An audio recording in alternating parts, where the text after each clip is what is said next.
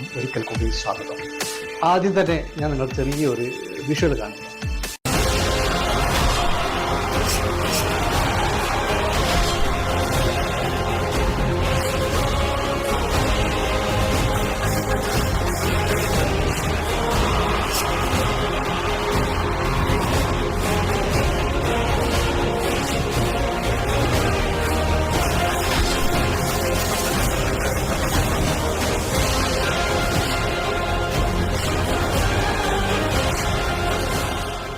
ഹൈറിച്ച് കമ്പനിയുടെ HROTT എന്ന പ്രൊജക്ടിന്റെ ഭാഗമായി മലയാള സിനിമയിലെ 70% ആർട്ടിസ്റ്റുകളും പങ്കെടുത്ത ഒരു പ്രോഗ്രാമായിരുന്നു മായയുടെ ഈ ഒരു ഷോ.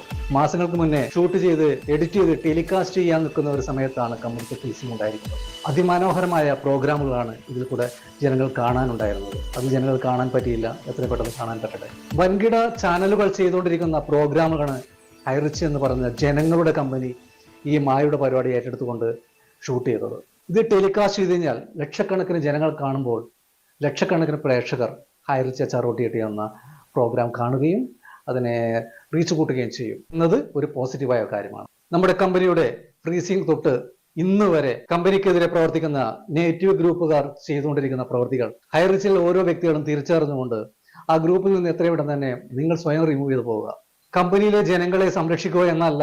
ഏതൊരു കമ്പനിക്കും കേസുകൾ വന്നു കഴിഞ്ഞാൽ മുന്നോട്ട് പോകാൻ ബുദ്ധിമുട്ടാണ്. ഇവരുടെ ഉദ്ദേശം എത്ര FIR തയ്യാറാക്കുക, എത്ര കേസുകൾ കൊടുപ്പിക്കാം ഈ ഹൈറിച്ചിലെ ആൾക്കാരെ കൊണ്ട്. ഏതൊരു കമ്പനിക്കും കേസുകൾ വന്നാൽ നിലനിൽക്കാൻ ബുദ്ധിമുട്ടാണ്.